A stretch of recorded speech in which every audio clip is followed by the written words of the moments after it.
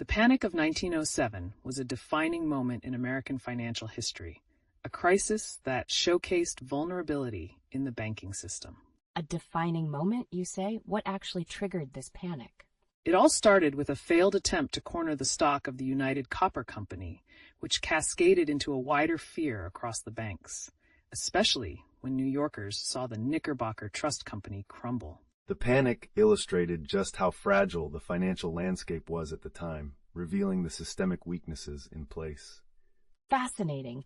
But how did a network of banks manage to spread panic so quickly? It's all about confidence. Once depositors lost faith in their banks, a domino effect occurred, leading to substantial withdrawals and an eventual nationwide decline in the stock market. And it made the need for a more robust banking system painfully clear. The roots of the panic stretch back to the era before there was a central bank at all. Really? What was that like? Without a central bank, the money supply in cities like New York was erratic, largely influenced by agricultural cycles. Every autumn, money flowed out with harvest purchases, and to draw it back, banks often hiked interest rates. So they were constantly playing a risky game with money? Exactly. In early 1906, the Dow Jones was at a high, but it began a slow downfall, worsened by events like the San Francisco earthquake, which diverted funds away from New York. And then there were international factors at play too, like the Bank of England raising interest rates, which limited the liquidity coming into the U.S. Wow, everything was connected. So how did this instability manifest? By mid-1907, stocks had plummeted by over 24%.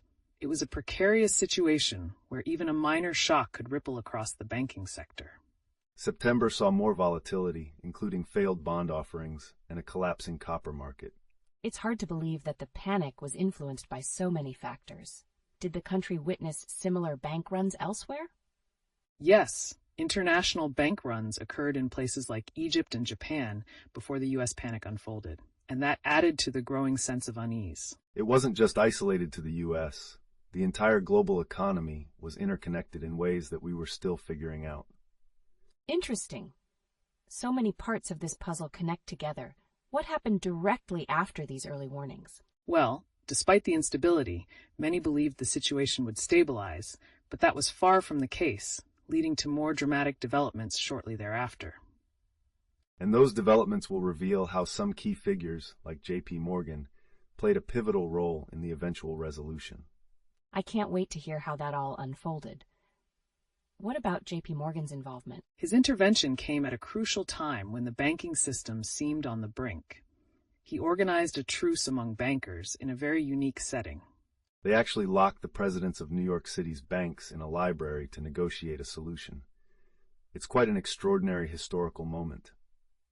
Locked in a library? That sounds like something out of a movie. What did they decide? They discussed strategies to inject liquidity back into the market to stave off disaster. But the struggle is far from over. The worst was yet to come. And this crisis eventually led to significant reforms, most notably the establishment of the Federal Reserve System. It's incredible how this panic reshaped the financial landscape, but I can't shake this feeling. What other secrets stored away during this time haven't we uncovered? Great question. If anyone has insights or additional details, please let everyone know in the comments below. The discussions don't have to end here. Indeed, your contributions could shine light on aspects we've yet to touch upon. And trust me, there are plenty more fascinating turns in this historical tale.